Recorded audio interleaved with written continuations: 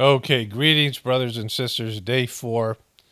I kind of want to get these videos up as soon as possible just because of the timely aspect, but it's going to be flooding my channel with content, and I'll probably not post stuff for a couple of days, like 3 days or something like that. And then we'll see what happens, right?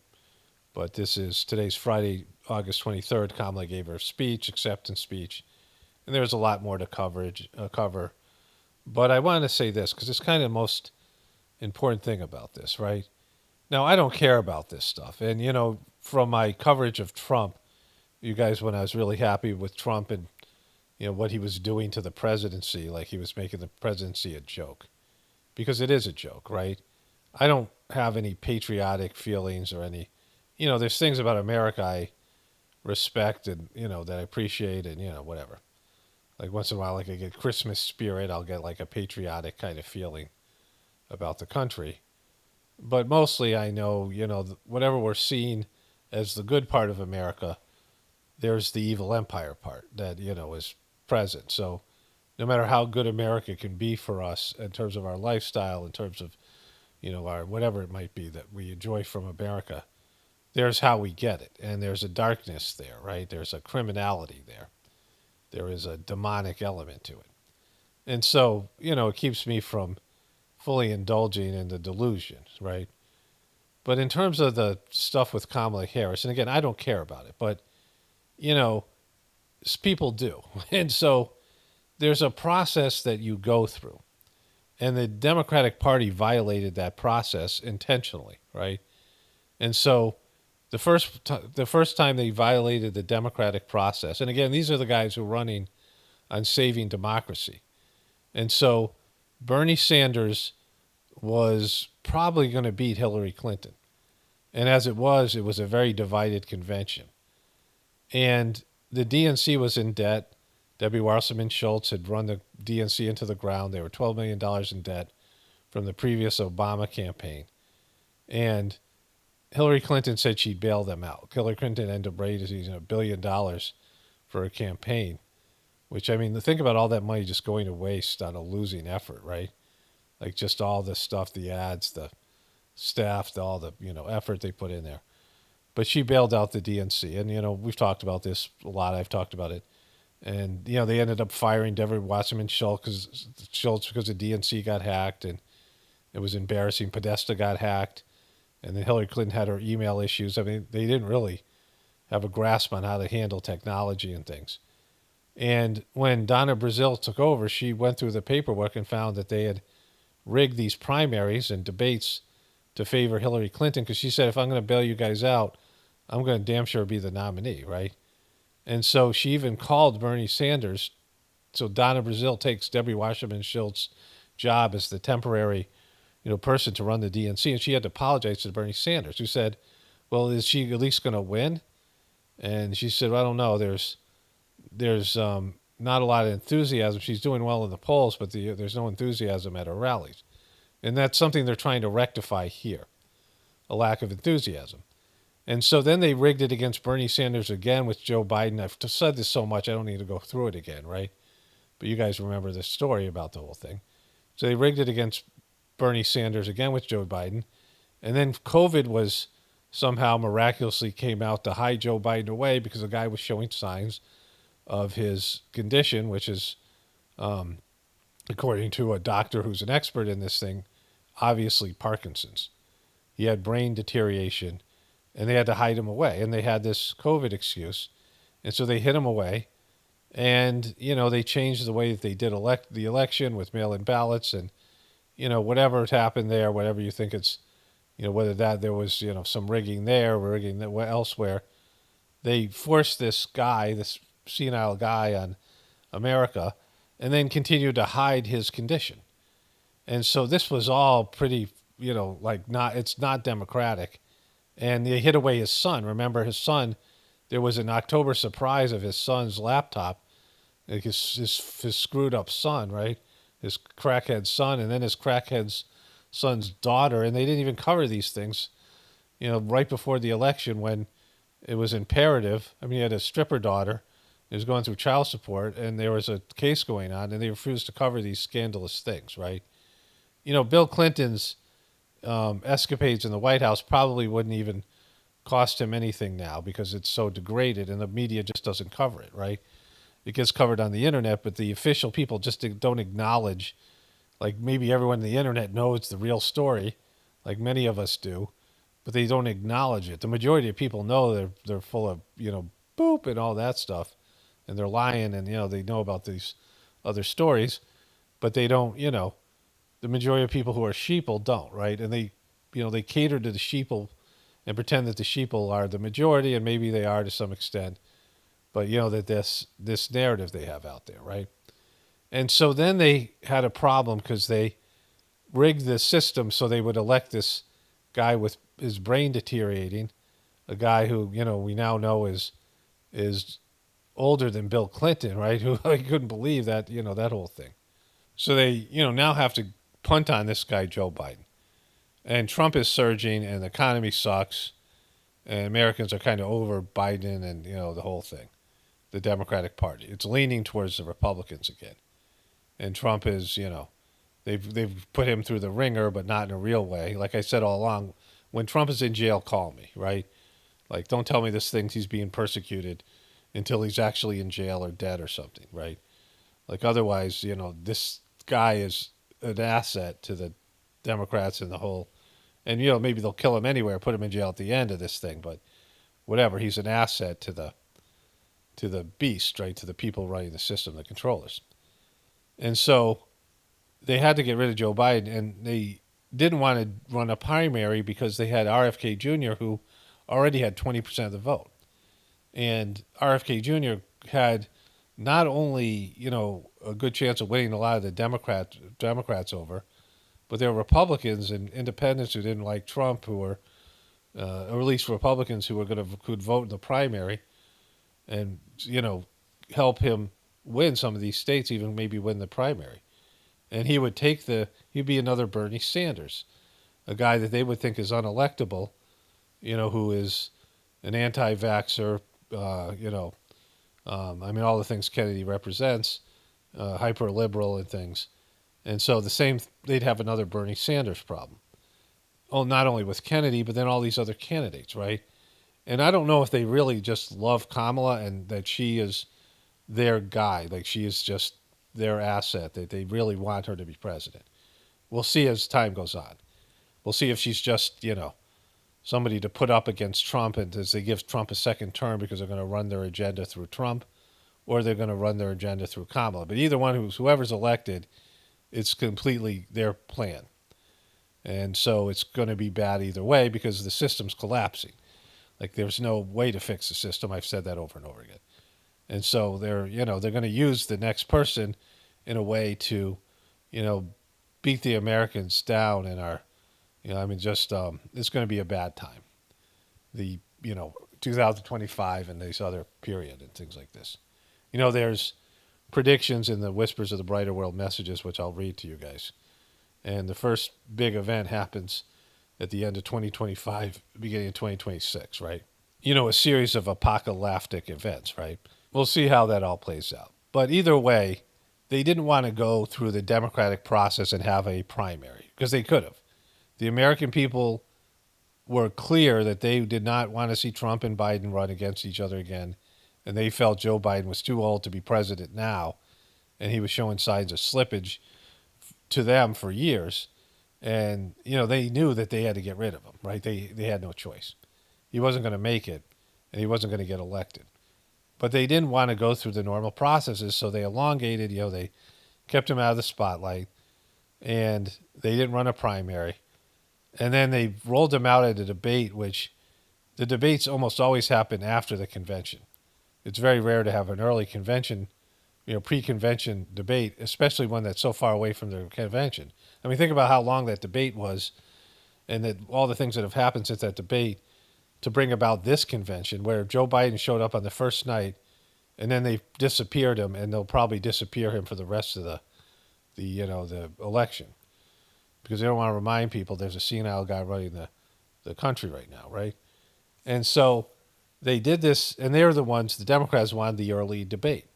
And they put him out there. Maybe they didn't give him his normal medication or whatever, and they just completely sabotaged him. And he has a disastrous debate. And then all of a sudden, the media that's been protecting him for years decides to say, all right, he's senile and we got to get rid of him. And then all the people turn on him, Pelosi, Obama, all the people, right? George Clooney. And he's forced out of the race. And they don't have any opposition. I mean, there's all this talk about, having some sort of a quick primary or doing something to have a legitimate election, but they say, no, we're just going to force Kamala on everybody. And then they contrive Kamala's, every part of her life and who she is, and they rewrite it, and they, try to minimize the cackle and all the stuff that's off-putting. They hide her away. She's not doing interviews. And they have a pretty successful August, even after Trump had a really great convention for him and his dopey followers. But it's all inorganic and fake, right? In a way that's, I mean, even for these guys who stage everything, it's really inorganic and fake, right? It's really bad. And I love this shit because I know the system is, this is truth coming out. This is what they do, and it's just an exaggerated form. But she didn't go through a state by state, going across the country and, being in front of these people state by state and winning them over, tough interview, being vetted, having, answer tough questions and dealing with all the things that come up, any kind of questions about her, whatever it is, right? I mean, she didn't deal with the scrutiny that Trump is dealing with on a daily basis. Not that, that's real with Trump, but, Trump's their asset. But still, you see the difference here. And there's a reason you go through things, right? Like she went through all the hard part, and she got on her knees and she serviced some old guy who was 60 years old, and she got prominent jobs in the state of California. And she, for 10 years she was with this guy. He bought her a Mercedes-Benz and, all these things, right? And got her, into the position she is now. And, it's well documented. I mean, it's happened. And then she, got an easy kind of Senate position. She failed as running for president. American people rejected her. The Democrats rejected her. Didn't like her. She was like one of the candidates that, I mean, she couldn't even get a 1%. She couldn't get 1% of the people when the guy who's getting 20% is Joe Biden, right? And Bernie Sanders. Like she couldn't peel off 1% from these people. Bernie Sanders, Joe Biden, Amy Klobuchar, Pete Buttigieg. I mean, Elizabeth Warren, they all had more, percentage of voters than she did, right? She was like totally rejected by American people. But Biden, because he got kind of pressured into it, picks a woman of color, and they pick Kamala, and maybe they wanted Kamala all along. I mean, Chris Matthews had talked about Kamala, and she was a rising star of the Democratic Party. But she didn't, get vetted. She didn't go through anything. Joe Biden gets the election. She didn't really campaign because of COVID as vice president. She did a debate, but it was like not the normal, it's like there should be an asterisk next to everything that she's accomplished, right? And then they install her and they over-exaggerate, they pump up their crowd, whatever they're doing to get more excitement at her rallies and get more numbers up to make it look like there's a, pro-Kamala movement. And of course, everyone who hates Trump, they immediately accept whoever's going against him, right? All the things that we've seen. And so it's not real. Like none of it's real. Like everything's just fabricated. And that's like really dangerous. I mean, the system's collapsing anyway, and I don't care. I do like this because it proves my point. Everything that I say about this, it's truth coming out, right? It's how rigged the system is. But they're saying they're saving democracy, and they avoided the democratic process. And if they install her, she somehow wins. And of course, it might be controversial if they slam Trump and there's an October surprise and somehow she wins, or there's some kind of, rigging going on in some of these swing states. Whatever happens, this is going to be a messy thing, especially if she wins. She doesn't deserve it. Like she didn't do what it takes to deserve this win, deserve this position. She didn't get elected. She didn't go through the process. She didn't face the test of fire. And that means something, right? Because it's fake. Like everyone knows it's fake. in a way where they've just circumvented the whole process, the whole democratic and electoral process. And so, like for me, it's great because I dig this kind of stuff because it's what I think is happening, but it's what's real and what's up for me. It's stuff I talk about. It validates everything that I say. But in terms of like, if you're an American and patriotic and you believe in democracy and all these things, then this is like complete like F you to you, and I mean to the Democratic Party and all the rest of it. And, you just can't circumvent things like this because it's the test that, makes you into, I know these people are good presidents and it's all a joke, but, it's something you got to go through. You got to go through the hard part. She didn't achieve this. She didn't earn it, right? And so let's get into day 4 here. Okay, so before we get into day 4, let's start here. Wait, so here's what I want to know. Okay. Is it respectful to call, like, I should be calling you Senator Harris, right? No, you should not. That's not on my birth certificate. Okay. Kamala? Kamala? Yes, please. Okay, because the Indian in me, I feel like my parents, my dad will watch this. Just don't call me Auntie. Okay, I won't. Just don't call me Auntie. Okay, because that's, in India, every adult that isn't your parents is uncle or auntie, right? Like this, everyone's your family. I mean, they've got a neat kind of thing going on with the, they're pretty brutal to their family members at times, but, they call each other the family. They're part of the family, right? And so calling her auntie would be traditionally what she would be to lots of, someone younger like Mindy Keeling. So the Dixie Chicks sing the national anthem. I thought one of the Dixie Chicks was dead. These look like twins. I'm a little confused. Is this a new Dixie Chick? Did one of them die of cancer or something? Don't tell me, don't care. I don't need to know. I could go look it up. But they came out singing the national anthem.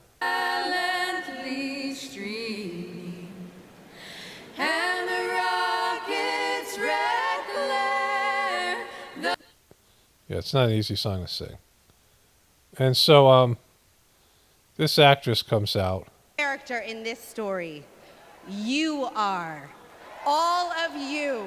You are the messengers. You are the fixers. Dare I say it, you are the Olivia Popes. Woo! I guess that must be a character she played, right? You are the superheroes saving this democracy. It is you, not me, who have the greatest power to convince your loved ones to vote. So, yeah, you don't. That's like, have you seen the division in families, right, over politics and Trump and these things? Just like Michelle Obama told us, let's do something. Boom. Let's do something. Let's make a video. Everybody take out your phones. Everybody take out your phones. We're going to make a moment. Can somebody bring me my phone? I want to capture this historic moment and share it with the people that we love. Oh, hi! What'd you do?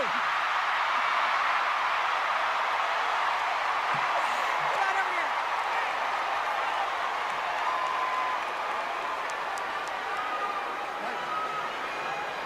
Okay, here's what we're going to do. We're going to take this video, guys. We're all going to take it together. We're going to post it to social media, text your friends, send this message out into the world. When I say when we fight, you're going to say? Are you ready? Boom. Do you got it? I got it.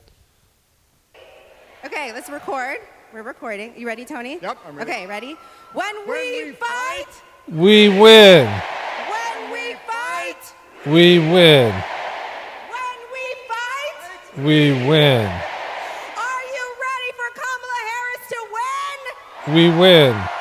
You didn't tell me my line was there last time. My dogs are both looking at me.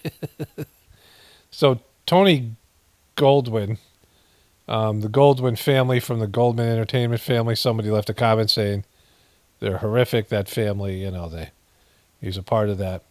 And he's a white Jewish guy. And then they brought out an Hispanic woman, that woman from The View, that dope from The View. And then an Indian woman and Mindy Keeling. And now I think she's in this show called Scandal. I know this girl's name, but I forgot it. But now she's an African-American woman. So they're hitting all the demographics with the hosts. Good, because when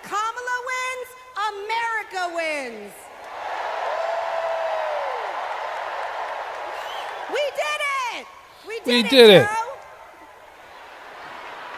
Thank you, Posted Tony. on social media. No, you gotta go. Bye, everybody. I think he was in that show, Ladies and unless she's gentlemen. married to him. I don't know exactly what their relationship is, and I don't care. Okay, so listen. It's come to my attention that there are some folks who struggle or pretend to struggle with the proper pronunciation of our future president's name. So, like, this is, where she's going with this. So, hear me out. Confusion is understandable. Disrespect is not. Boom. Lay it down, sister. Because that's, come with some attitude. So, what I know about Indian names, like in the Mahabharata, there are the Pandavas, who I used to call the Pandavas, right? And I was talking to some Indian guy about the Mahabharata, and I was bringing up the they're heroes, right? Kauravas and Pandavas. And I was saying Pandavas. Yeah, you're the Pandavas. He's like, who are the Pandavas? And I'm like, well, the Mahabharata family. He goes, oh, the Pandavas. And, they they put the accent on the different syllable in India. And so Kamala and Kamala are completely understandable. And, nobody really cares at this point because she's just a placeholder. They just put her in there, right? She could be a frickin' mannequin. I mean, she's like Weekend at Bernie's Part 2 without the dementia, which I said earlier. They just manufactured her as a person, and they're just rewriting everything and turning her into something that she's clearly not, right? But she brings out these kids here, her nieces. So tonight, we are going to help everyone get it right. Here to help me are some very special guests.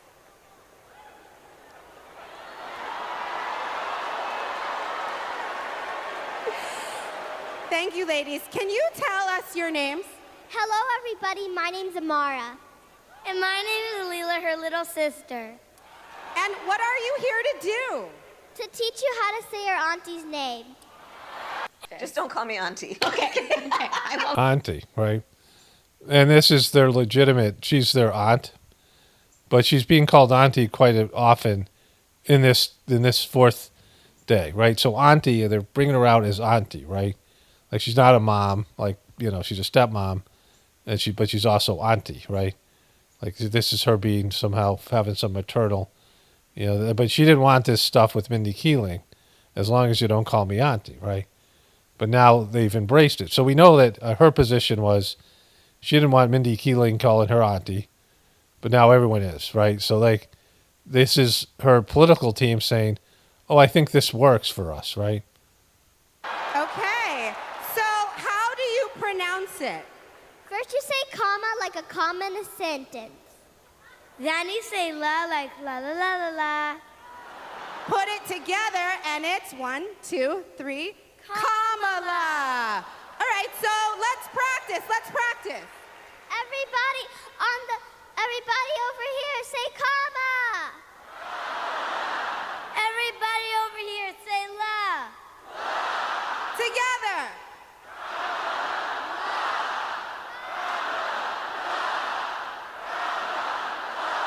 For president. Like, this is like, this is how stupid these things become. Like, you're just on day 4, you're trying to teach everyone how to pronounce her name correctly. Like, this is this weird cheerleading, bringing out the kids. The kids did a great job there. Like, they've done a great job with this convention. I mean, what they're doing is pulling off a complete scam here. And, given the fact that the DNC was broke, it was $12 million in debt, and Debbie Wasserman Schultz was running that thing into the ground, and they got hacked twice.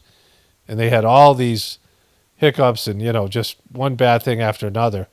All the fake news stuff that they said, they were getting killed by the internet, and, Trump's rise and all these things, right?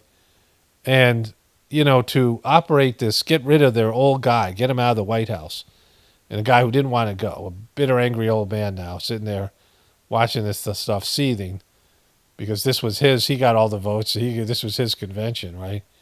And he hasn't get, he got day 1, and they celebrated him, and they mentioned him throughout. but he didn't make an appearance again after day one. So like he's the past, and they got rid of him, and they installed Kamala, an unlikable, unelectable person, and they couldn't make her look any better. This, with the fake audience response and the fake enthusiasm. I mean, it's real enthusiasm at this point, but it's manufactured. Like they've just created this love fest with somebody with a cackle and, unlikable, and the way that she got to the position she's gotten to. She didn't earn anything, right? All the things, all the negatives, and they couldn't make her look any better.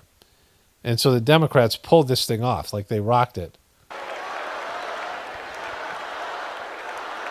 They're still cheering her name. So that was part one. Okay, so this is the beginning of day 4 before the primetime stuff. Kamala Harris just posts the primetime stuff. And it's better for me because it's easier for me to fast forward these long videos. They only fast forward every 20 seconds. So it's hard for me to go back and catch the whole thing. But she comes out here, like this is right here it starts. Right here.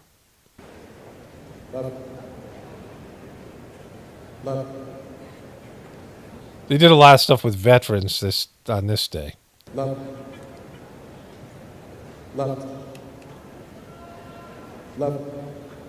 get it going here. Come on, you guys. Woo! Left. There he goes. So here's the presentation.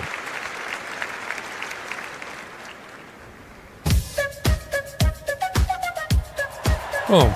Look at the music. For the American people, committed to our values, our hopes, our dreams, bringing joy back across our nation. You laugh. Look at her dance. Look at her go. Where did this strength and passion come from in this daughter of middle-class Oakland? Middle-class Oakland, again with the lie, right? Well, it started with her parents. Her mother, a South Asian scientist, and her father, a black economist. They took her... No, Jamaican, and he's a Marxist. He's a communist, not economist. He's a Marxist economist. And so, like, she's going to talk about how he wasn't a president after, once she got divorced, her mom, their dad disappeared. Her to civil rights marches and inspired her to pursue her dreams. After her parents divorced, she and her sister were raised by her mother with the help of friends and neighbors, attending... they're saying, like, they're throwing it all black people, and it wasn't. She lived in a white neighborhood in Berkeley. Sunday school at the 23rd Avenue Church. We grew up in this wonderful love. Again, why not talk about her mom being Hindu and raising her as a Hindu, but her also going to church, right? Like, they just made up all this shit. Like, it's not true. Like, we know it. Like, there's articles out there about her, like, real childhood, right? Loving, supportive environment. My mother was very well aware that she was raising 2 black girls to be 2 black women. Her mother saved up for 10 years to buy their first home. Like, she was aware of that? Like, she was not colorblind? And shared with Kamala the words and wisdom that remain her North Star to this day. Be a fighter for things that matter, and don't be limited by what has always been. The protector. And then came a moment that changed Kamala Harris's destiny. The spark that lit the fire within. When I was in high school, Oh my God, you're still rolling this lie out, right? It's just like that Biden ran because of the Charlottesville thing. It's not true, right? had a best friend who I learned was being molested by her father. Stepfather. This particular day, she was like, hey, you really, really are not yourself. There's something going on. I said to her as soon as she told me, This happened in Canada. well, you have to come stay with us. As you get older, you really, really reflect on how pivotal that intervention was at that crucial point of my life. You know, like these stories to aggrandize a person, right? When things are real and you really do stuff that's real, you know, you don't need to promote it because you just feel good about it, right? Like real saints and real spiritual people are doing things all the time. Real good parents, real good everything, you know, whoever they are, you know, people who are just really good people or just, you know, mediocre people who do something good. They don't need to post it on social media. They don't need to get, you know, everyone, oh, look at this thing I just did, right? And she's, you know, all these stories that they have, right? With Walsh, the coach, and all these things, right? I mean, they're selling these people as something, and that's part of it. But these people say it, you know, Trump is one of the biggest braggers. They're always talking about their accomplishments, and I did this, and I did that, right? Because they're, you know, they're not real. If they're real, the doing the good thing would be enough, right? A big part of the reason I wanted to be a prosecutor was to protect people like her. And on her first day in court, she rose from her chair at the prosecutor's desk and said, "Kamala Harris for the people." What is she holding there? Is she holding the Mahabharata or the Bible? As a prosecutor, Mahabharata would be bigger. she put violent criminals and sexual predators in prison, leading to the highest conviction rate for serious and violent crime. And also parents who were, you know, not getting their kids to school, and black people smoking marijuana. In 15 years, and created Back on Track, a program for first-time low-level drug offenders that became a national model. About, yeah, you did commit a crime, accept it, own up to it, and then let's talk about what we can do to change the circumstances going forward. Lowering recidivism rates for nonviolent offenders from 54% to 10%. Giving people the training they... That's not, you know, those numbers are inaccurate. There was only about 400 or 500 people that did this program, and half of them quit and withdrew from it, and it was never... You can't, that's not a good sample size. It's something that you do to say you did something, but it's not really going to have an effect. You know, it's not going to change your city or wherever it is, right? It's something that you do so you can write a book and say, look what I did, right? Well, how many people was it? You know, a handful of people.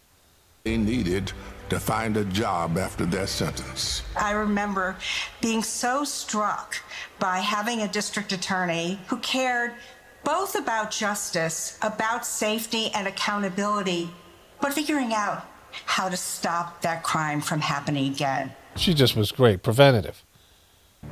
As California's Attorney General, she targeted transnational gangs and drug cartels, seized 10,000 kilos of cocaine and And snorted it with her 60-year-old lover. And she put on her Kneepads. 12,000 pounds of methamphetamine, went after drug traffickers, and took 12,000 illegal guns off the streets. The new foreclosure crisis threatens to freeze up. Then she went after the banks, and we saw all this stuff, right? Thank you for bringing back the joy. Woo! The joy. Sometimes people will open the door for you and leave it open. Sometimes they won't. And then you need to kick that door down. Yeah, woo. We are not going back.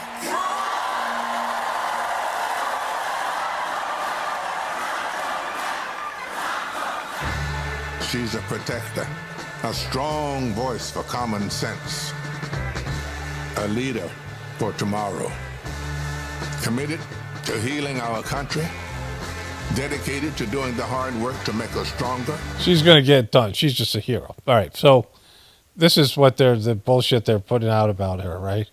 Okay, so I didn't see this, but then a video, YouTube recommended it, and I know what happens. This dude's rocking the earrings here. They introduce Elizabeth Warren, right?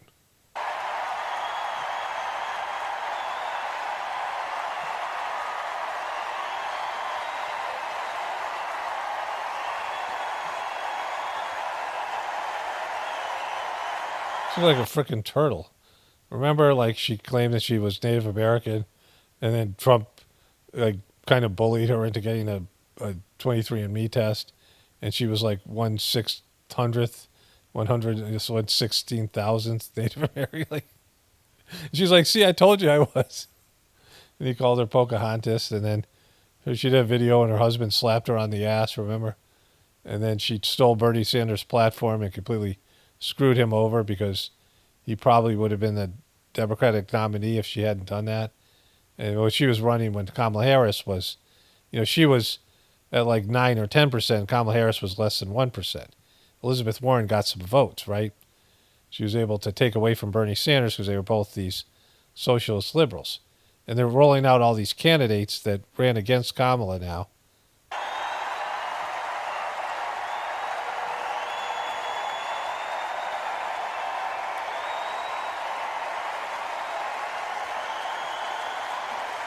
I mean, just not. This is like going to Walmart in hell. Like, and like she's like, they're all falling apart and weeping and crying and.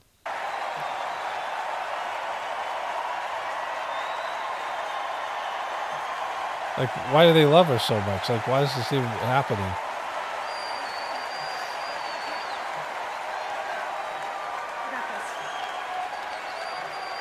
Four more years.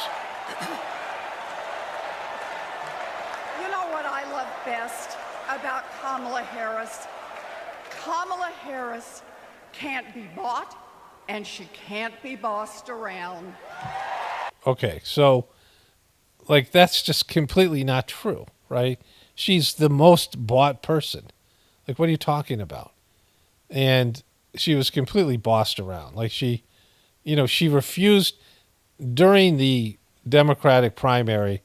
She acknowledged and was laughing at Joe Biden's senility and was clearly aware that the guy was not mentally all there.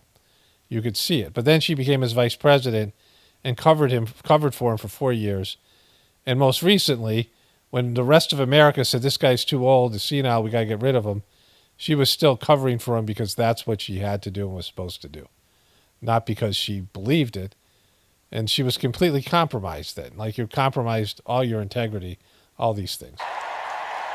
And so, Now, I first met Kamala in the aftermath of the 2008 financial crash. The banks had flat out broken laws, cheated people, and... So she had tons of bank support. Like, she was supposed to be the person that was tough on banks, but it came out that she was, they bankrolled her candidacy, just like with Kamala, right?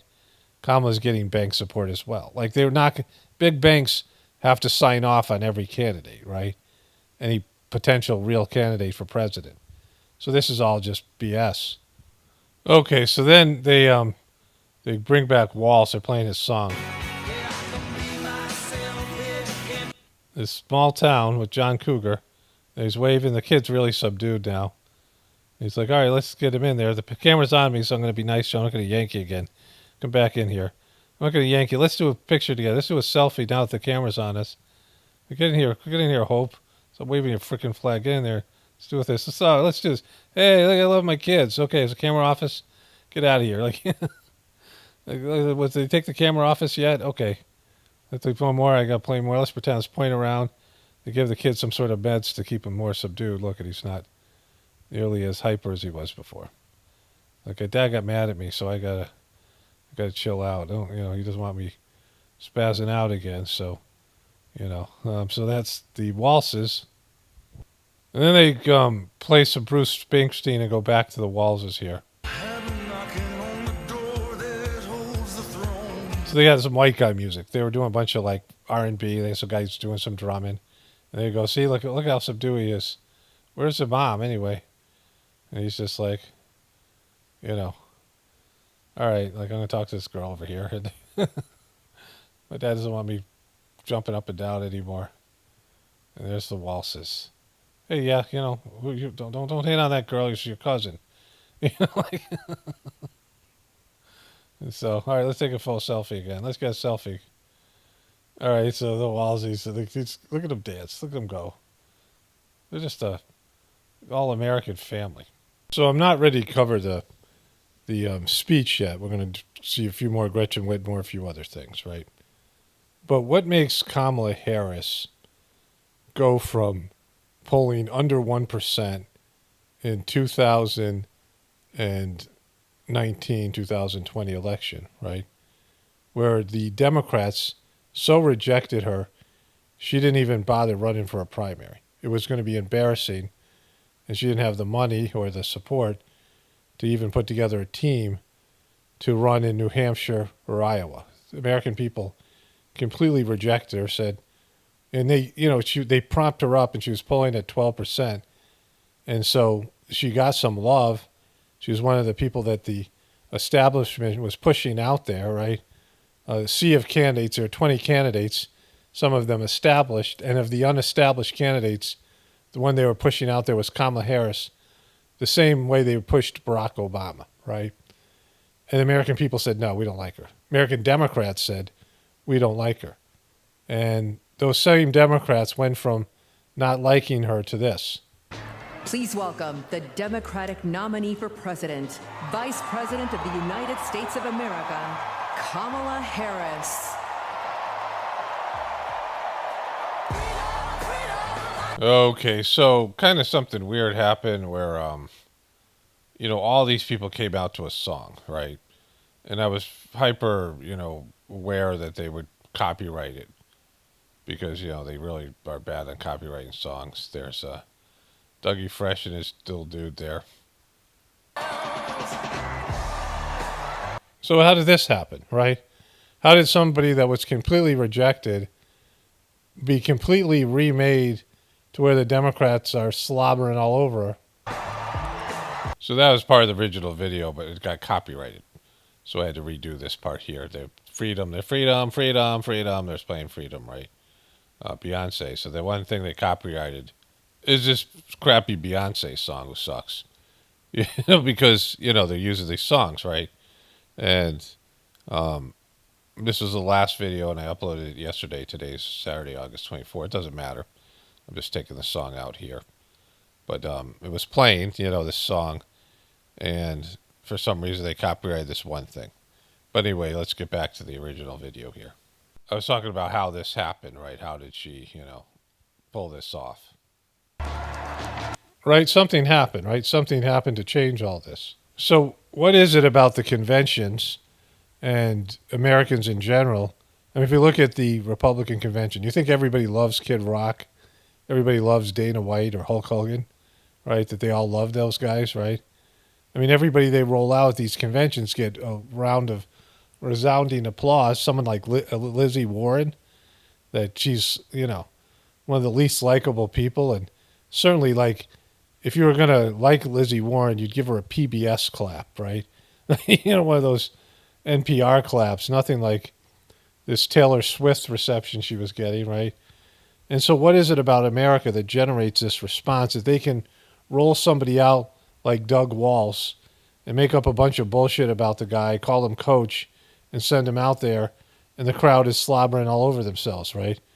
Well, what is it about American indoctrination that, people feel so strongly about a Democratic Party that is consistently changing and morphing into something, new and different every, 4 years or 2 years when they roll out the election based on what people are into and based on what the changing times, right? All these people who slobbered all over Reagan and Mitt Romney and some of these other candidates. And then Trump comes in and says, yeah, all those guys are rhinos. And they're like, yeah, they're all rhinos. And they just agree with Trump and they buy into his bullshit, right? These aren't real people. Like, they try real hard to make these people real people and accessible and how you could pal around with them and they'd be like your friend and, all these things, right? Like how they're just like you and, you could totally have a relationship with them if they, they weren't sitting on some pedestal somewhere and you're, living your mundane life, right? And they've lived the same life as you and they grew up in the same kind of circumstances and blah, blah, blah, blah, blah, blah, blah, right? It's just all the same old bullshit. It's not true. And so they create these brands, make these people into something that fills a void in their strategy. Like Tim Walsh is the white guy, right? Who makes white guy tacos and does white guy things and coaches football and things to balance out Kamala Harris's multiculturalism and being a female and all these other things, right? but it's just a lie, and some sort of, it doesn't even matter because it's not like the vice president and the president do anything together or are part of anything. The vice president pretty much doesn't do anything unless the president empowers the vice president. They're there to fill in for the president if something happens, vote for a tie in the Senate, and then they get dumped a lot of things the president doesn't want to deal with. They're supposed to be like an Ed McMahon from Johnny Carson. Somebody who's not as funny and be a clown and get to be the butt of the joke and do things that will distract. Remember Dan Quayle, right? All these dopey vice presidents. I mean, Joe Biden. He was a gaffe magnet. He was always screwing up. It's just old lovable Joe, right? It's like Kramer or Lotka and Taxi or Jimmy Gutowski and Taxi or any of these, Mork and Mindy, right? Like Mindy's the star, the sort of sane one, and they have these characters who are the reasonable ones. They're the ones who are trustworthy and get things done, and they have their screw up friends who add comic relief and become the butt of the joke and things. Screech, right? They're supposed to be like Screech and Saved by the Bell or whatever it is, right? And so it's all just contrived, right? These different roles that they play, just so they can put together something that appeals to people, and they just slurp it up. In 4 years there'll be somebody else, right? And if Kamala Harris loses, they ain't going to be applauding her like this. Like if she loses to Trump, you think Tim Walz is going to be something after this, right? They'll disappear them like, oh, you guys are losers. I mean, Hillary Clinton barely is getting up on stage only because she's pushed this. She got cheated, and I told you so about Trump, right? You guys didn't listen to me, and now look at what happened. But and the fact that she's married to Bill Clinton, and she had some, positions before that, but they don't love her. They never loved her, right? And they were real enthusiastic for her at the convention, and there was some mild enthusiasm around the country. But in the end, when she lost, it's like, oh, we got somebody better? Okay, what about Joe Biden? And then whoever they throw out there, there's all this cult-like enthusiasm. And it comes from the American system in which it's a form of indoctrination where they get you to have school spirit, which is one of the stupid things ever. You root for your city, love your city, love your local area, love your country, root for whoever the American is in the Olympics, and whoever's on our side is good, and they'll create these narratives to back it up, and you just believe the narratives, and you never think about anything else. You never think about anybody else's point of view. It's us against them, and USA, USA, USA, this fake patriotic bullshit. And it's all lies, right? The whole system's a lie. Our country's a lie. The things that we do, the crimes against humanity we perpetrate to keep our system going, it's all bullshit, right? And the people they throw out there, they don't care about you, and they're scum of the earth. And they create these false narratives just like everyone does on social media. And people love the illusion. I mean, you talk to a sheeple about any of this stuff, and they love the illusion. It's like you're taking something great away from them by telling them the truth. Put me back in the Matrix, motherfucker, right? Like, I don't want to, let me take the blue pill and go back into the Matrix. I don't want to, they don't want the harsh reality it takes to wake up to anything. And that's the same for people in the truth community. Like, how many people in the truth community pushed Trump was being, that he was being persecuted, and that all the stuff that they were doing, and they stole the election from him. But they also pushed all these false flag narratives. And when Trump pulled that bullshit, ketchup gate that was totally fake and staged, and they were caught between these two narratives, right? They had already sold out their credibility because they supported Trump on these, whatever's going on. Of course, he was the hope. They have to have some hope. They can't admit that the system's collapsing. And so even though this thing looks fake as F, they're not going to say anything about it because they're already, their credibility is already on Trump. They already went all in on Trump. But they have to have some kind of a conspiracy theory, so they go, well, yeah, it was the deep state that tried to take him out. They tried to assassinate him. There's the cover-up. And that's the lamest thing ever when the guy's so obviously fake. After he pulled that I said, this looks like a WWE thing. And then like 2 days later, he rolled out Hulk Hogan. I didn't even know he did WWE stuff. And like I said it because that's exactly what it looked like. And all those other truthers that back the official story only to say, no, but this is a conspiracy to take him out. Because, they've already put their everything, their faith and their credibility into something, like into some narrative, just like these people with the Democratic Party. And it's too late now to pull it back and say, well, I was wrong this whole time. I mean, if you admit that you've been wrong this whole time, it's a shock. When the big event happened in 2001, I realized the government was, I always knew, we all know about some things with the government. We don't trust it, whatever. But that was on a different level. It took me 2 weeks to sort of digest all that stuff, right? You find out something shocking about a loved one or something that, that you've been living a lie and people have been lying to you, you've been manipulated, and, it takes a while just to accept this new reality. And most people can't do that. When Trump pulled that bullshit, so obviously bullshit ketchup gate thing, right? And, it was hard for these people to admit that they were wrong because it was, just destroy their whole worldview. Then they have to come up with new hope and new solution. And so that's what you're seeing here. That's what this is all about, right? That's what all this stuff's about. It's indoctrination and people saying, all right, anything the Democrats put out there is better than the Republicans, and I'm just going to love it. I'm going to love it because I have to choose one side or the other, so I have to love something. So I'm going to love whatever. Oh, Tim Walz, oh, he's great. Oh, Kamala, no, she sucked before. Now she's great. I just didn't know how great she was till they started bullshitting me about her, right? Until I read, I started seeing this propagandized retelling of her life that isn't based in anything in reality. All right, so let's get into the other stuff here. Please welcome Michigan Governor Gretchen Whitmer. Boom. Gretchen Whitmer. Woo, put the heart up. Put the heart up, Gretchen. Like all these people, these are the people you're supposed to like. These are the people you're not supposed to like. They get this identification early on in your life, right? And, it's like they're putting people in these categories and you're put into a category. And you can switch categories. You can go from being a Democrat to the Republican, but it's the same thing, right?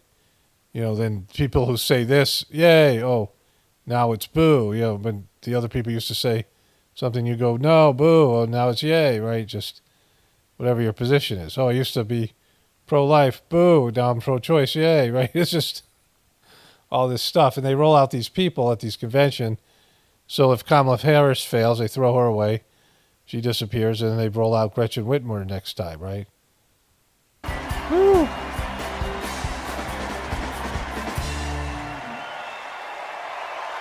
I'm Governor Gretchen Whitmer. Gretchen Whitmer. In Lansing, they call me Governor.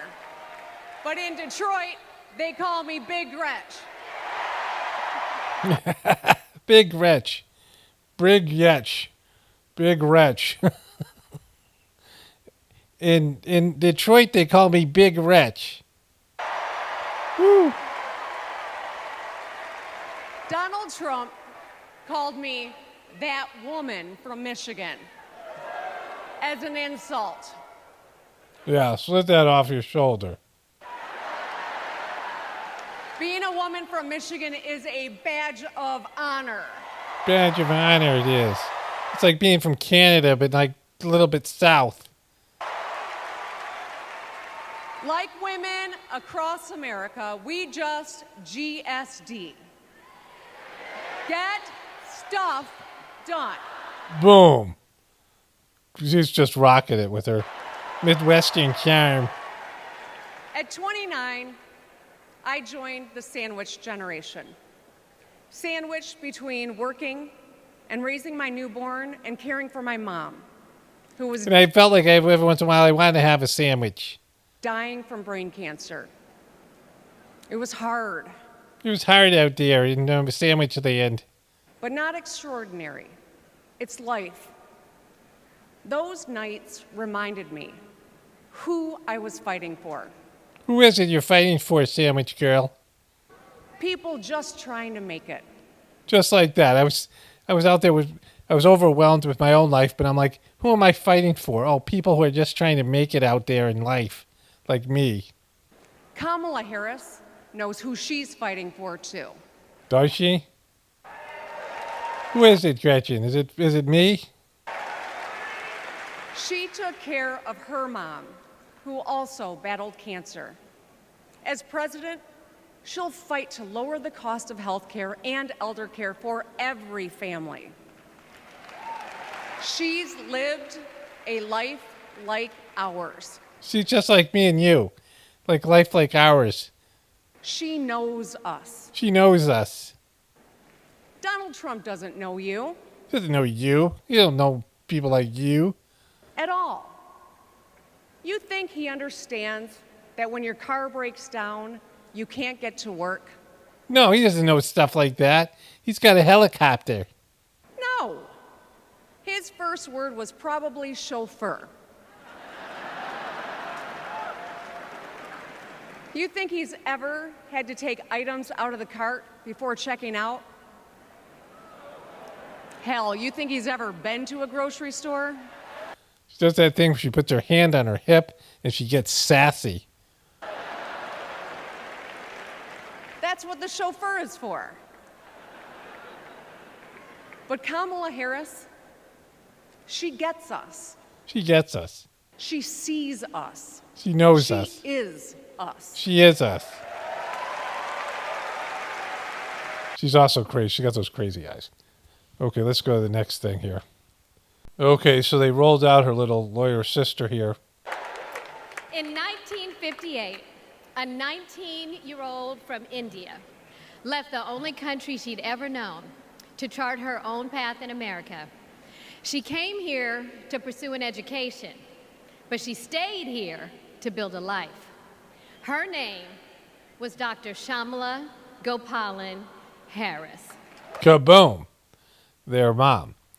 What's interesting about that is she was came here in 1958 and she was 19, and she had Kamala in 1964, which was 6 years later she'd be 25. So she was 25 years old when she had Kamala. Kamala dated that guy Brown, the mayor and kingmaker of San Francisco, California, and California, the state Democratic kingmaker, and he was 30 years older than her. So Kamala dated a guy who was 5 years older than her mom, probably her dad's age or older than her dad, right? And that's the guy who made Kamala Harris pop. There's all these other people, like Eva Longoria was there for a while. She gave a speech. We have to support each other's dreams because Kamala's success is our success. And she did it like a bunch of really accentuating her accent. And then this was the last guy. And then they came out with Kamala's, like her, another one of her biographies here. Really pushing her biographies. Stand up, Nevada. Stand up, Nevada. Arizona. Arizona, stand up too. Stand up, America. And America as well, everyone. Are we going to stand up? Yeah, we're going to stand up because Are we going to fight? we're going to fight. Are we going to vote? No, fuck that. Are we going to win? What are we even talking about? You bet we are. Let's go get them. See you later, white guy. Thanks for stopping by, white guy. Give us a wave, white guy. Get off the freaking stage, white guy. You're just... All right. She grew up in a tight-knit neighborhood. It was the Okay, that's not what she grew up in. She didn't grow up in the inner city here in Oakland. Like, this is not where she grew up, right? Like, she grew up in a semi-suburb part of Berkeley, and then all the other places were better than that, right? Like, she, you know, when she first got divorced, she rented a house, was in an apartment, wasn't projects. It was a house. And then her mom just was making more and more money after that, right? kind of place where your neighbor would look after you when school let out. Where your first grade teacher would show up at your law school graduation. It's where Kamala Harris learned what it means to be in the middle class, making every paycheck count. Okay, again, it's all black people they're featuring here, right? Her mom was Indian, and her dad wasn't a part of her life. You know, like, they're just, why? Like, well, this is not accurate to what, just not accurate to what her life was, right? She was raised by a working mom who taught her about standing up for what's right and protecting the people you love. Kamala carries the lessons of our mother, the fighting spirit of our mother, the compassion. She was all of 5 feet tall. If you met her, you would have thought she was 7 feet tall. And Boom. our mother, if I'd ever come home complaining about anything, she wouldn't have it. The first thing she'd say is, well, just stop the complaining. Just tell me what you're going to do about it. She didn't like complainers. She was a young girl. Kamala Harris has been fighting for families like the ones she grew up with. That is Kamala. She can't help herself from standing up for people. Okay, so we saw all this stuff before. And then, she comes out.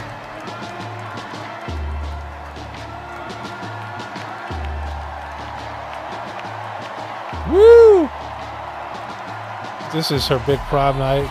She's celebrating. Like, you know, if she doesn't win, this is it. This will be like the peak of her life right here. This will be her big moment. It's all downhill from here.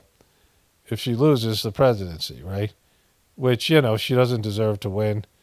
Neither does really Trump, so, you know, it doesn't really matter.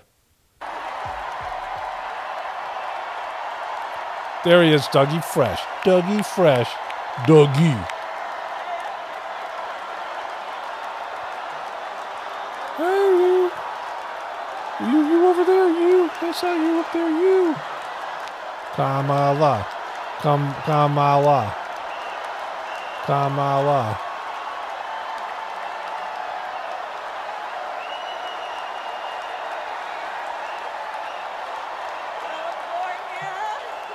There you are. I see you. You.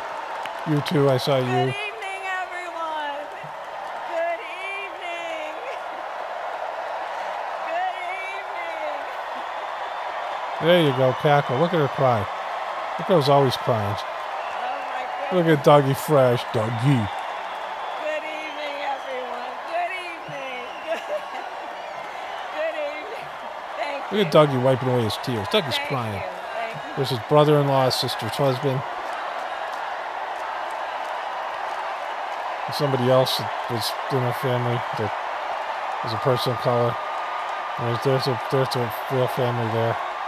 They're Jewish. And his new girlfriend who doesn't have a religion or ethnicity. Thank you. Or his wife. Thank you, everyone. The Kamala Mary. Thank you. All right, that's enough alright, you guys. Thank you. I gotta go try to shit on Trump now. Come on. Thank you all. USA.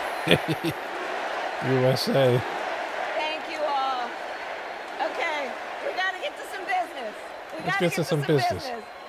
Okay. Let's gotta do some business. I gotta go to work. Okay. I gotta read this teleprompter. Thank you. And pretend I believe what shit I'm just about to tell you. Please, thank you so very much. Thank you, everyone. Thank you. Okay, let's get to business. All right. So, let me start by thanking my most incredible husband, Doug, for being an incredible partner. Look at Ella, it's crying again. To me, an incredible father to Cole and Ella. And happy anniversary, Dougie. Dougie, happy anniversary, Dougie. She's got like a little dinosaur here. I don't know what's going on with these tattoos. Thank you so very much. I think you're going to regret this. I don't know. When you turn like 30 or 40. To our President Joe Biden. Thanks for having Parkinson's, because this is the only way I would have ever gotten here. When I think about the path that we have traveled together, Joe, I am filled with gratitude. Your record is extraordinary, as history will show, and your character is inspiring. And Doug and I love you and Jill and are forever thankful to you both.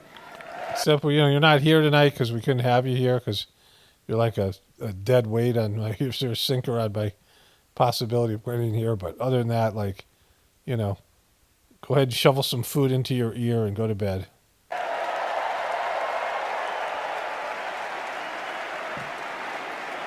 And to Coach Tim Walls. Coach, right? We got to bring up that he's a coach. Coach. Everybody loves a coach. You are going to be an incredible vice president.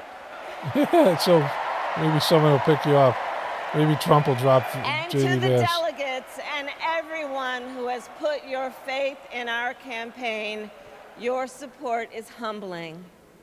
So, America, the path that led me here in recent weeks was no doubt unexpected. Exactly. I wasn't planning on this at all. I had no idea this was a possibility. When I started to run with Joe Biden after I saw that he was senile in the debates and he said, "You want to be VP?" It never crossed my mind a day would come where he couldn't do his job because his brain had deteriorated, even though I saw it deteriorating even before he asked me to be vice president. And I watched the guy deteriorate over 4 years. I wasn't licking my lips and waiting for the day when the media finally said, this motherfucker's too old, and what are we going to do? And they said, I don't know, I guess we're stuck with Kamala. No one saw that coming. I didn't know that was going to happen, didn't plan on it. But I'm no stranger to unlikely journeys. Unlikely journeys, exactly.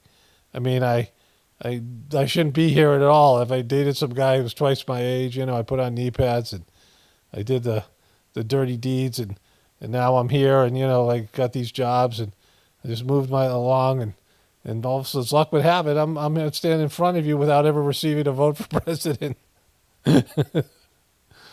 So, our mother, Kamala Harris, had one of her own.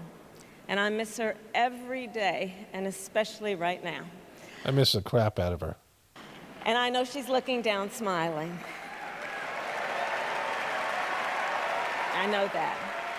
So my mother was 19 when she crossed the world alone, traveling from India to California with an unshakable dream to be the scientist who would cure breast cancer.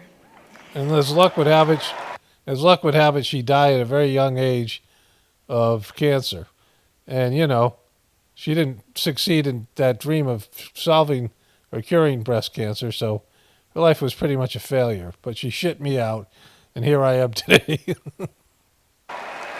When she finished school, she was supposed to return home to a traditional arranged marriage. Kaboom. But as fate would have it, she met my father, Donald Harris, a student from Jamaica. They It fell. was the first time he's mentioned in the whole debate. This whole 4 days. I've watched most of it. I haven't watched all of it. But in all these, all these things that they showed, I guess they mentioned them earlier in this one with Morgan Freeman, that piece. But they're not talking about the guy, right? And this is why here. Fell in love and got married, and that act of self-determination made my sister Maya and me. Growing up, we moved a lot. I will always remember that big Mayflower truck packed with all our belongings, ready to go to Illinois, to Wisconsin. There you are. And wherever our parents' jobs took us. My early memories of our parents together are very... These are professional jobs. These aren't like they're moving around being middle-class people, right? They're, these are well-paying jobs and, prestigious jobs that you have to be educated to get, right? Joyful ones. A home filled with laughter and music. Aretha, Coltrane, and Miles. At the park, my mother would say, "Stay close." But my father would say, as he smiled, "Run, Kamala, run. Don't be afraid. Don't let anything stop you." If you see run across moving traffic, nothing's good. Don't worry about it. So if you see a banana peel, run as fast as you can and step on it. Just run, Kamala, like you do the world a favor.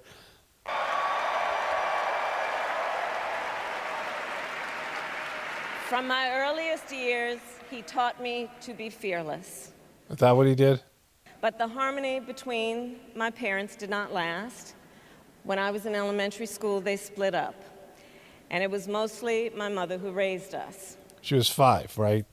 And so let's let her finish here. Before she could find... So, mostly her mother raised her, which means the dad disappeared. Did he pay child support? Did he have any influence on your life, right? And so he's alive right now and in Washington, D.C. And if you know anything about these conventions and the political people that manage them, they can be very persuasive. And so what is going on between the two of them that MNFer won't come out here and sit up on stage and clap for his daughter, right?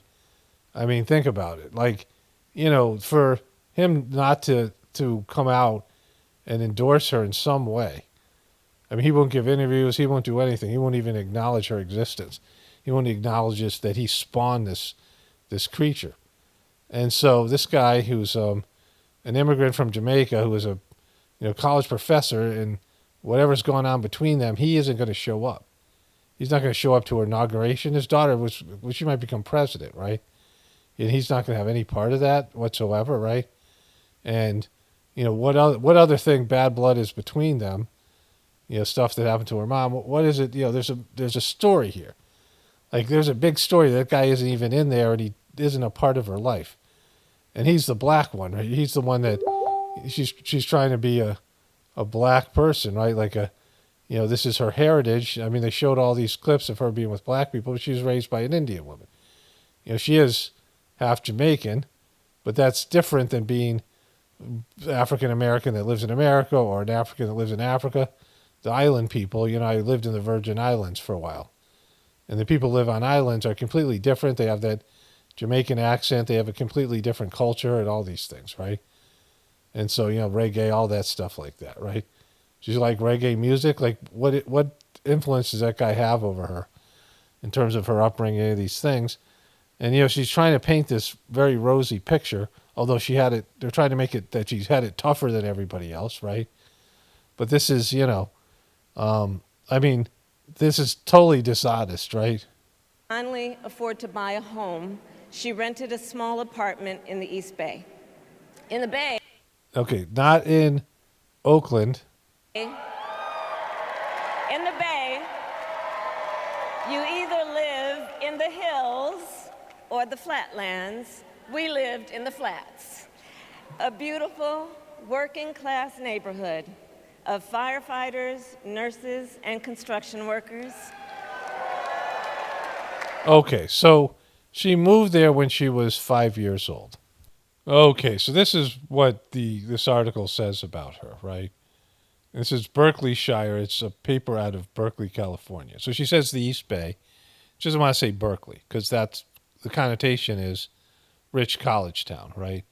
Born in an Oakland hospital, Harris lived in Berkeley from her first days to nearly age 1, before her family moved to the Midwest and lived in 3 different college towns, right? This is exactly what I said. So they were always going to live in college towns because they worked in universities. And college towns are, they are completely different than other places, right? They're these havens of liberalism and, healthy foods and things. And I've lived in college towns and liked it. I'm not, against them. But, I don't pretend that, that would give me street cred, right? At age 5, she came back to Berkeley with her mother and sister. When she was 12, her mother moved the family to Canada while her father lived in Palo Alto and her mother in Oakland during her undergraduate years. There's no readily available record of Harris living in the Bay Area again until he returned after college to attend law school in San Francisco. And so, all that stuff, right? And they were associated with these college towns in Canada, which is a completely different place. But she was 5 when she moved into this neighborhood, and she claims that she knows all the professions of the people that lived in the neighborhood. Now, I lived in various suburbs, and I didn't know, I had friends across the street, right? Next door, we had the Cronins, an Irish family. Mr. Cronin was a drunk.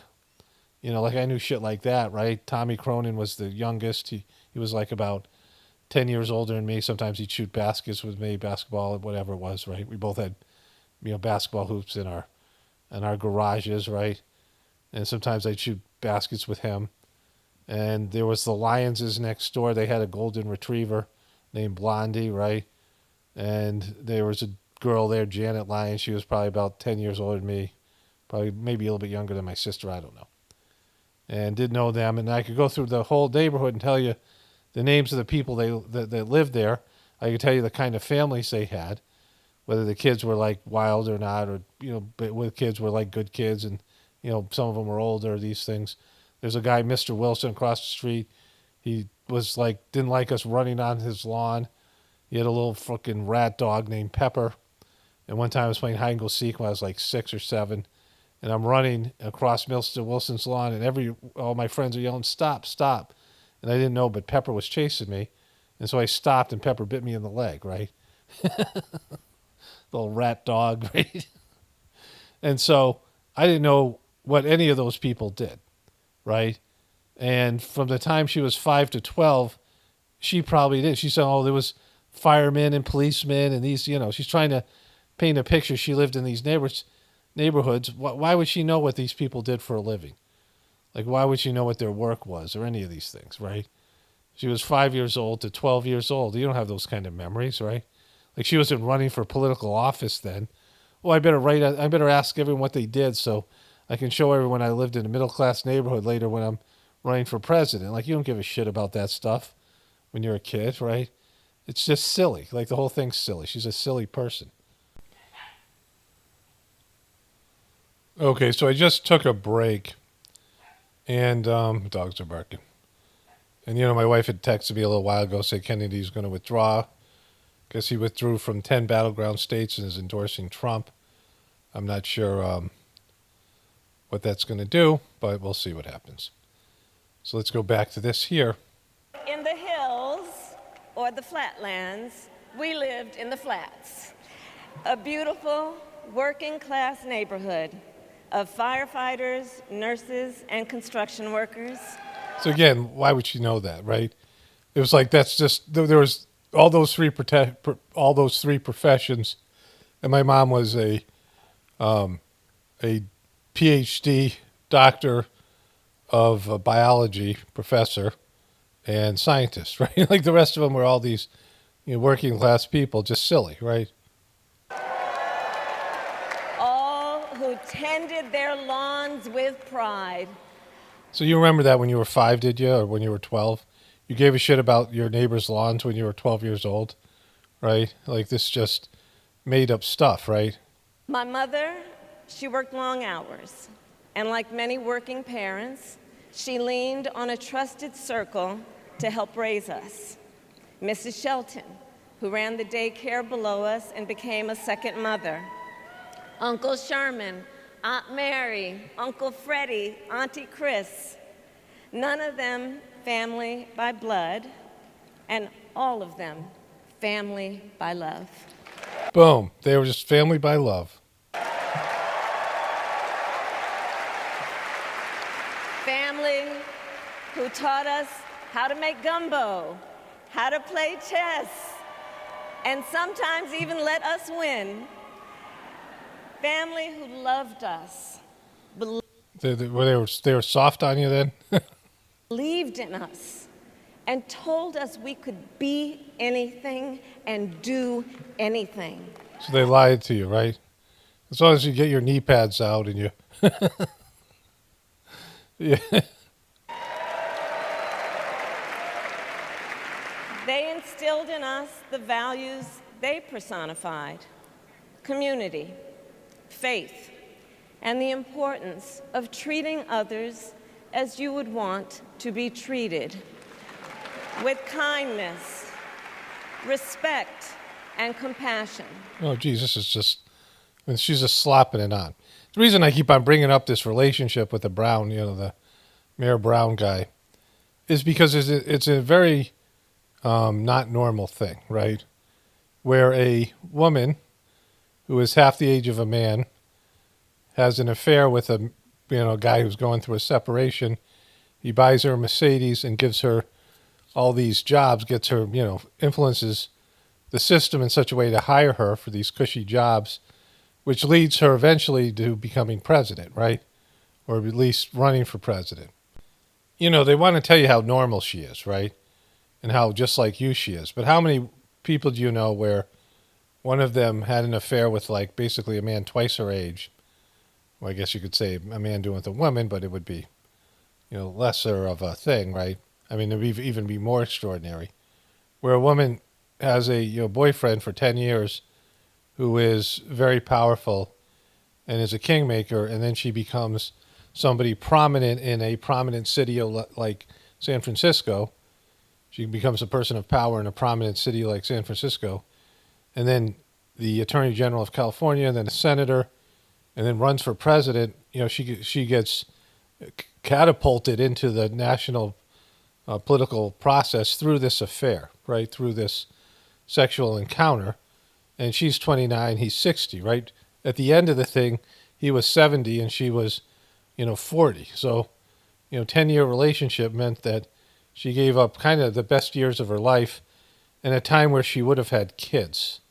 Like from the time she was 29 to 40, that was her window to have kids. And she chose to have an affair with this guy and become a prosecutor and then the DA and then the rest of it, Attorney General and all these things, right? And so this is not a normal thing. She's trying to make her normal. This is somebody with a lot of ambition and willing to sacrifice a lot to get something to be on a higher level than other people, right? My mother was a brilliant, 5-foot-tall, brown woman with an accent. Woo! Woo! That was all great stuff. Woo! And as the eldest child, especially the 5-foot-tall part. Woo! As the eldest child, I saw how the eldest child, she has this weird accent herself. World would sometimes treat her. But my mother never lost her cool. She was tough, courageous, a trailblazer in the fight for women's health, and she taught Maya and me a lesson that Michelle mentioned the other night.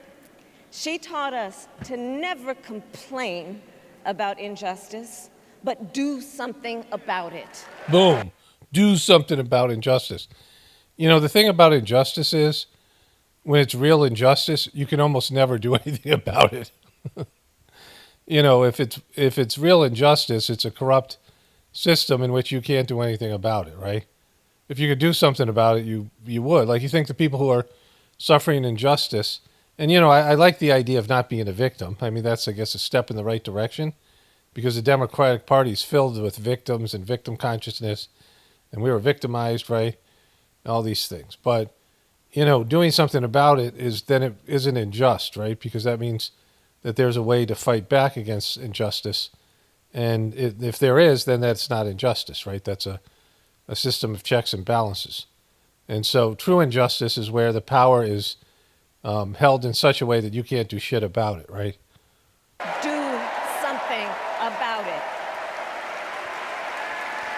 You're putting your fist in the air.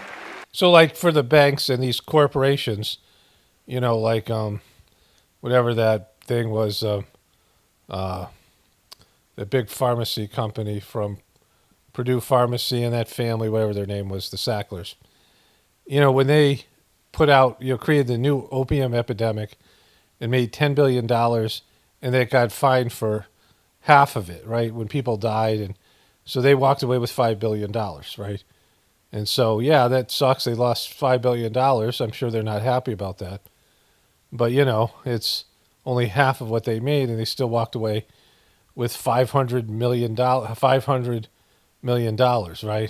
Or $5,000 million, right? It's $1,000 million 5 times.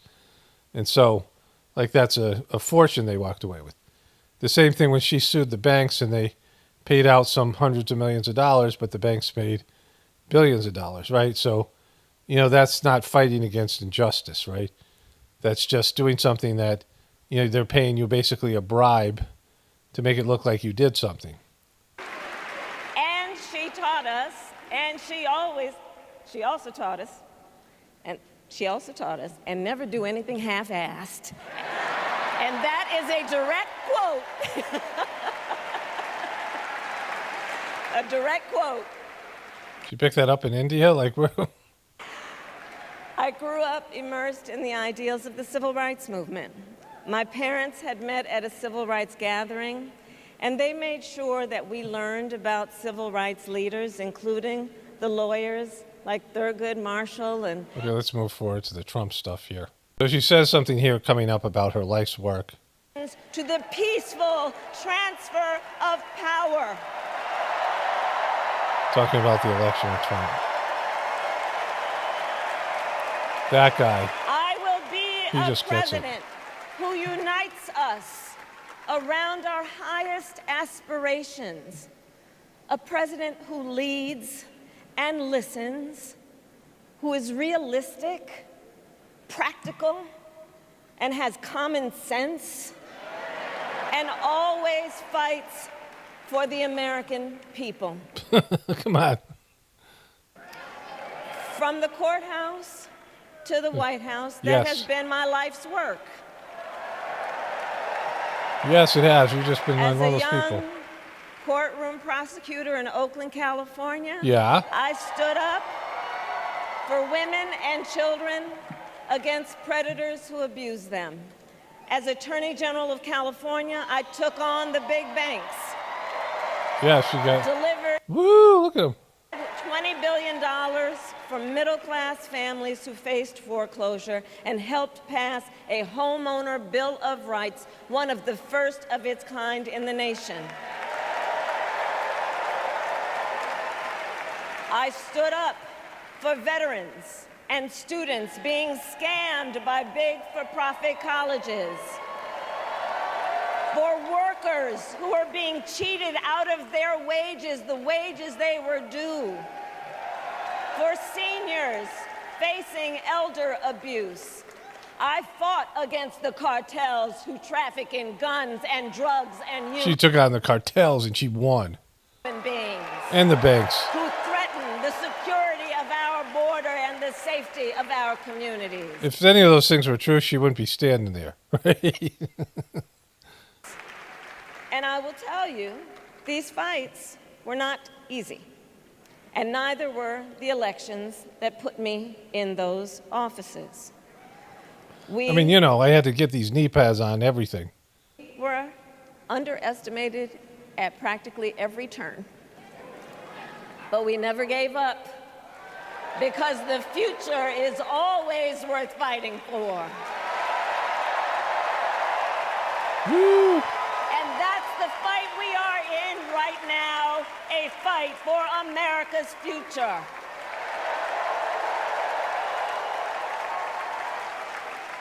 Fellow Americans, this election is not only the most important of our lives, it is one of the most important in the life of our nation. Boom. It's just like every one of those elections is for some reason. Like the last election was supposed to be that. In many ways, Donald Trump is an unserious man. Boom. This is where she gets into Trump. Okay, continuing on here. In many ways, Donald Trump is an unserious man. Okay, so your cackle, like she's known for weird laugh and inappropriate, you know, happiness and weird conversations, laughing when no one else is, right? You know, everything that she does and they do, and again, I'm not endorsing Trump, but this is the kind of election it is, where they can't win with the hand that they're dealt. So they're playing Trump's hand, right? Like this guy, Walsh is weird. And we now know that, you know, after seeing this whole debacle here, that there's just a lot of weirdness in the Democratic Party, right? And a lot of oppression and anti-freedom things. And so they're pushing it as being joyful. They made it into a party, and that they pulled that off. You can say that Kamala is legitimately joyful. So yeah, that was something she had going for her. Trump, not so much, right? Trump's sort of grumpy all the time. Like you don't see Trump laughing. I mean, when you see Trump laughing, right? Almost never. And so, they got the joy part, but now she's saying he's not serious. The guy's really serious, right? I mean, he's once in a while he jokes around, but for the most part he's kind of dour and But the consequences of putting Donald Trump back in the White House are extremely serious. Yeah, exactly. He's not serious, but his consequences. See, they don't have a winning hand, so they have to run on, like, she has to be the underdog and not the incumbent. They're running against Trump's record and not on Biden's record, right? Like, this is the whole, knowing that they aren't supposed to win this election, right? Based in Biden underperforming and where the country is and what people want, which is change. And, she's a change from Joe Biden, but not a good one. Like, they didn't want her before. And so the whole thing's very interesting. If they pull this off, then they've done an incredible job. Like, they've been so incompetent. The Democratic Party, I thought, was going to collapse numerous times from their incompetency. But of course, when you don't have anybody, there's no checks and balances, and you don't have anybody calling you on this stuff. And they've extinguished the voices, even the people's voices, the majority of people's voices. We don't know how much rigging there is going on. But if she ends up being president, they've pulled off a big scam, like this is like Ocean's 11 kind of thing, like one of these flim flam man scams, con man game, right? He's running some sort of con game, pyramid scheme. Consider not only the chaos and calamity when he was in office, but also the gravity of what has happened since he lost the last election. Okay, so his time in office was entertaining, but there really wasn't much bad shit happening till COVID. And the riots that they created, like, these were manufactured, right? And I'm not saying he was a good president, he wasn't. And he got worked at the end with Operation Warp Speed, but, he wasn't as radical as he wanted to be or his people thought he was. He was more of a just, bullshit his voters, his, fans, and then, do what his handlers told him to do. Like, he had his different, particular things that he was, whatever he said he was going to do, and he did. But mostly he did what his handlers told him what to do, right? He wouldn't do some things. He wouldn't go along with some of the military-industrial complex wars and whatever. But for the most part, he was just, your typical president, just like with Joe Biden. It wasn't, they're all going to loot, they're all going to scam. But the country itself is moving in a direction, and has been for a while, where the debt has made the economy and the country insolvent. And none of these guys got a solve, they can't solve that problem. They can't solve any of these big problems, Social Security, any of these other things. And so it isn't like he's, going to be a calamity. The calamity is already going to happen either way. No matter who gets elected, they can't solve the things that are, it's like you're going to a doctor you're going to a dentist and you got, cancer of the liver and you got a heart issue, right? The dentist isn't going to help you with that. So you can have a nice smile, but you're going to die, right? That's what's happening. These guys don't have there's no solution for the terminal problems that America has, right? Donald Trump tried to throw away your votes. When he failed, he sent an armed mob to the United States Capitol where that's just not accurate. These people were dopes, like really stupid. I mean, you see some of the people, the QB shaman. You can't, Donald Trump has been characterized as, she said he's not a serious man. But yet he's also a criminal mastermind that almost overthrew the government. Like, he's got to be one or the other. He can't be dopey and brilliant, right?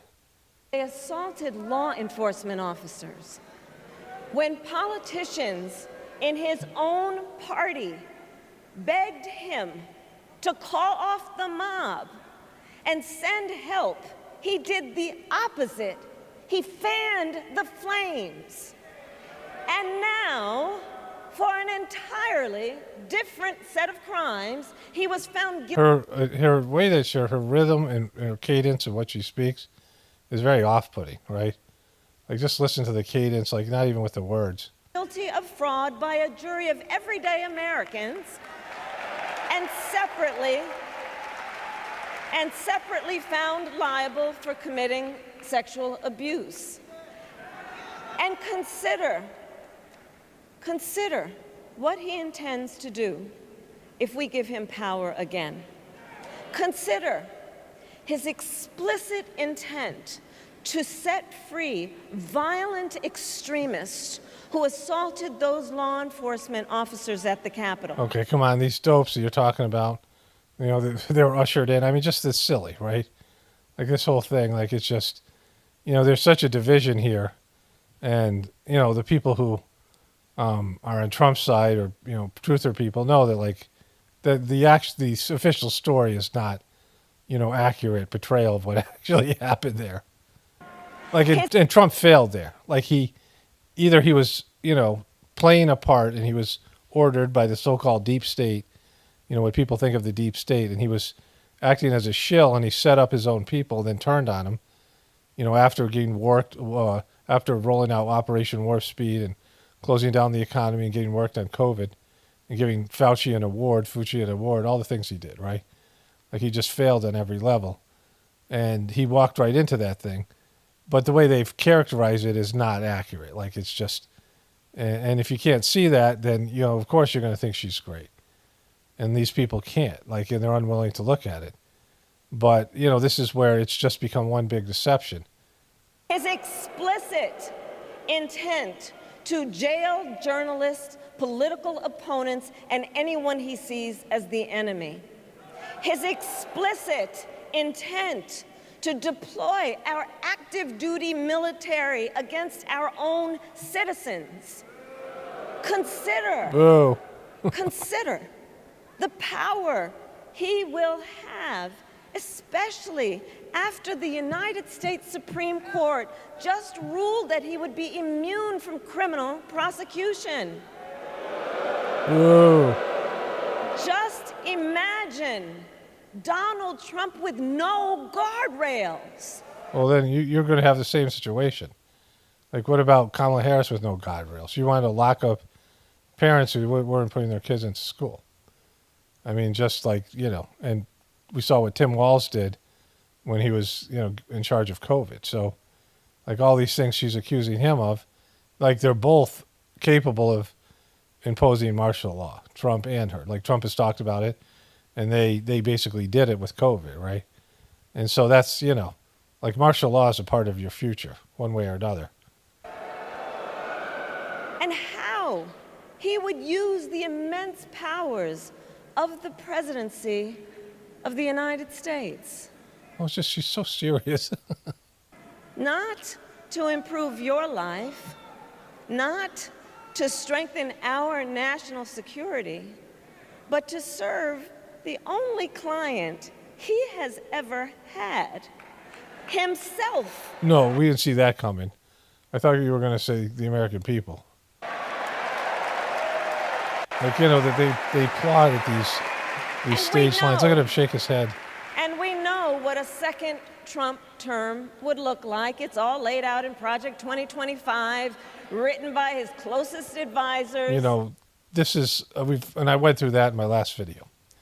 It is the silliest possible thing to think that, you know, they're hiring people. And, you know, you have to go through these federal agencies to get hired by a federal job. They have federal requirements, right? Getting a federal job, you have to go through all these hoops and things, which they describe in the 2025, you know, videos they made. But they're out there looking like they're recruiting average Trump supporters to serve in this administration before he's won the election in an agenda that can only be used against him. It's the stupidest thing ever. Like, anybody who believes it's real, and, you know, like, it's just, it's silly. Like, the whole thing's just silly. But these people are so dumb. Like, everyone's so dumb, and not just the Democrats, but the Republicans, and they all buy into this stuff, right? I mean, it looks more like a Ponzi scheme than looks like Trump's actual agenda. Like, they're finding ways to run money through this scheme, and maybe they want you to pay them to get a job in the Trump administration. I don't even know. Like, you'd have to see it, but it looks more like a pyramid scheme than it does anything real, right?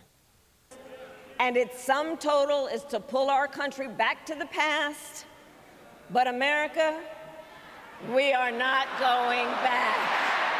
We are not going back. You know, if this is the future, what we just saw here, the Democratic Party and on this stage and these people, if this is the future, and kind of it looks like it is, we're completely fucked, right? I mean, this is, you guys aren't the future. Like you're, de-evolving, right? This, the island of the misfit toys and this Freakazoid show and these, just all these weird people, and not weird in a good way, like not, weird in an eccentric kind of interesting way, but just lower functioning, dumber, idiocracy type situation. We are not going back.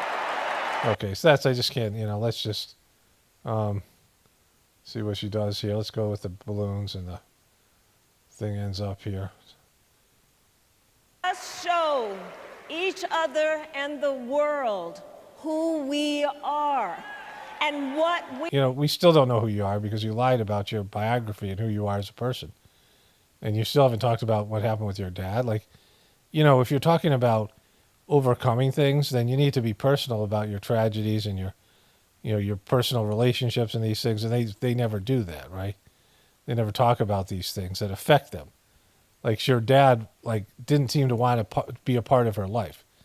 Like her dad was on the other side of the country, and it doesn't seem like even when he lived close to them, he had any kind of visitation, or we don't know if he was contributing financially, and we don't know if they had weekly conversations or when how many times she said she barely saw the guy. Right? What happened there? The guy didn't like you, or what happened? What was the situation there? Right? Like you talked about your friend getting abused, but what happened with your dad? Like the guy isn't willing to show up here. He lives in Washington D.C. and he's a professor. He doesn't like he's some low life, unemployed drunk, and you're embarrassed of the guy. I mean, the guy was a Marxist economist, but still, hyper liberal. But he doesn't respect you and like you enough to show up. His daughter's being, running for president, and this is a big deal. He's not willing to show up there.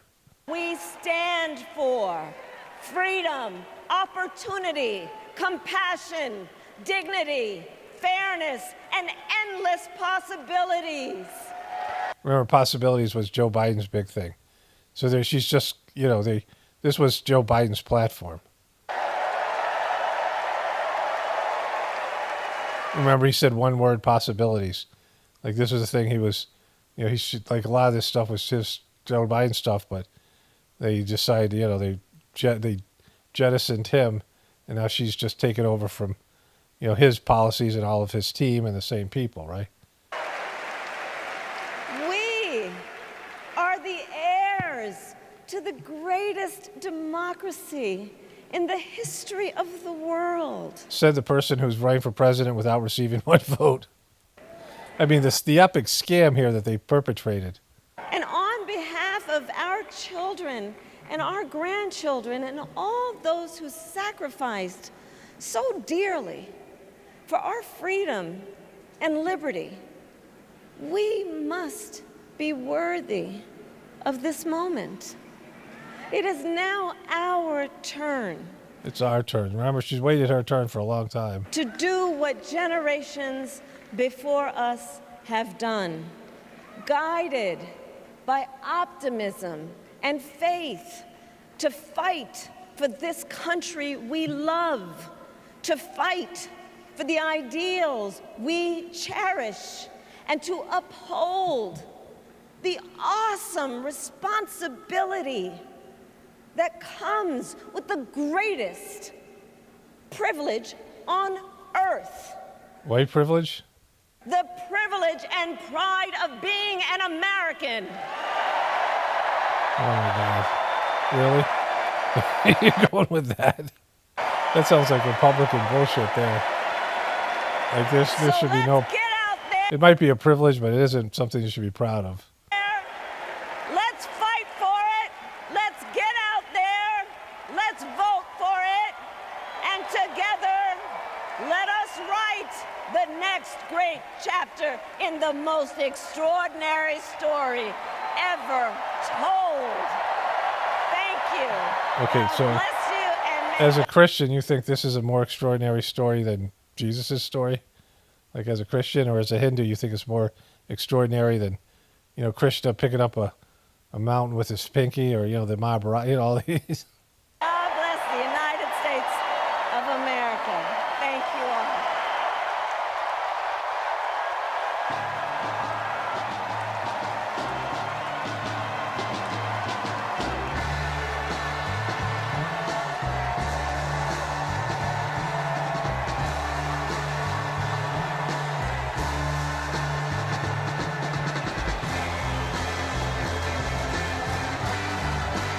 Okay, I'm playing that song. Is that a Rolling Stones song?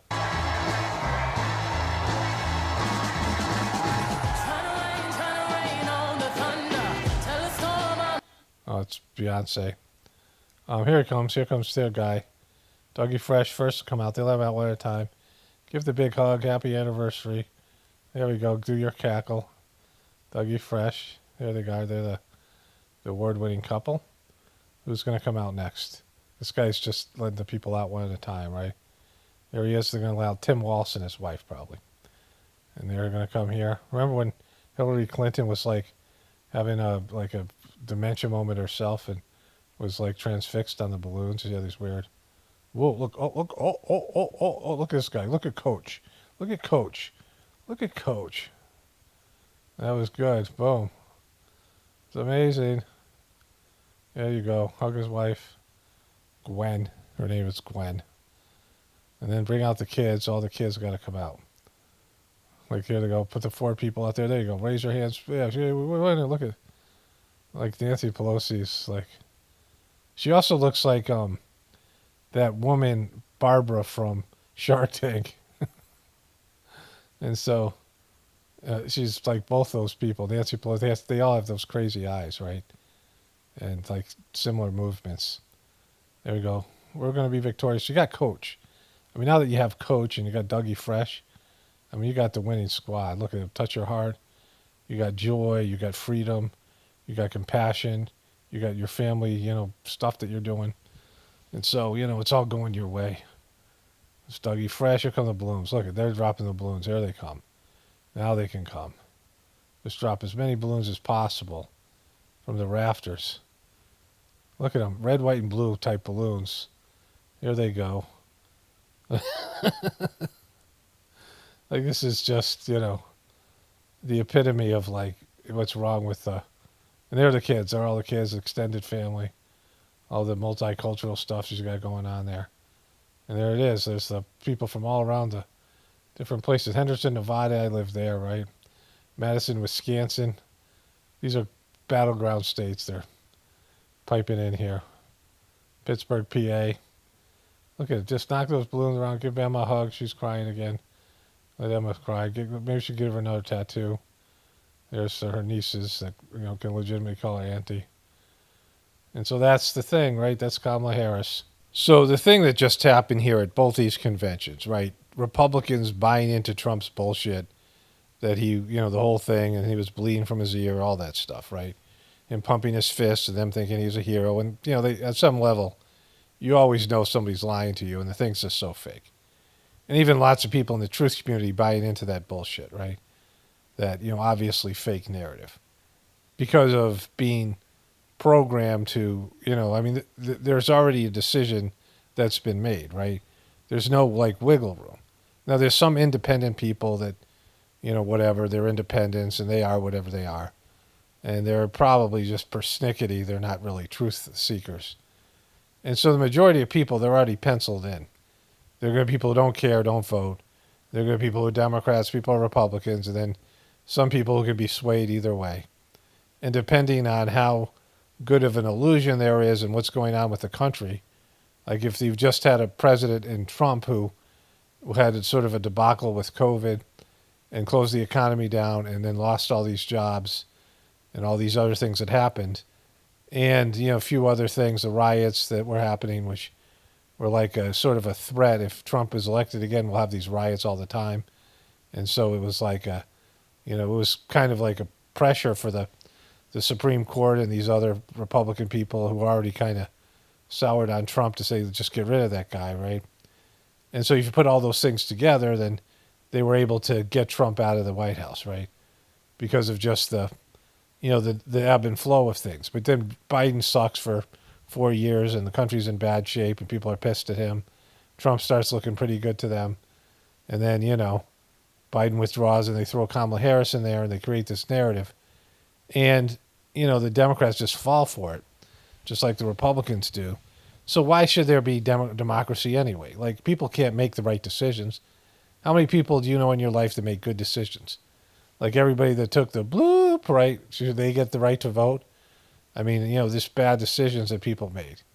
people make decisions all the time that are counterproductive and self-sabotageable. And, democracy doesn't work because people are kind of bought and sold and easily manipulated. And so it's not a real thing. And so what you got to hope for is the people running the system are scared enough of the people and, have enough sort of moral compass that they won't take too much, or they won't make too many bad decisions, or they won't sell off too much of the country, and they won't, do what has been done here. But that ship has frickin' sailed. And so none of it matters, right? That's why I don't get that upset about it. Democracy isn't something worth saving. This country isn't something worth saving. I mean, our lifestyle is, but, the lifestyle is predicated on us doing bad things to the planet and other people, eating other people's food and resources, right? And so, it's about time it goes. Like, it's not a godly system, a divine system, right? But you can see how dumb the people are, that they can be manipulated in this way, right?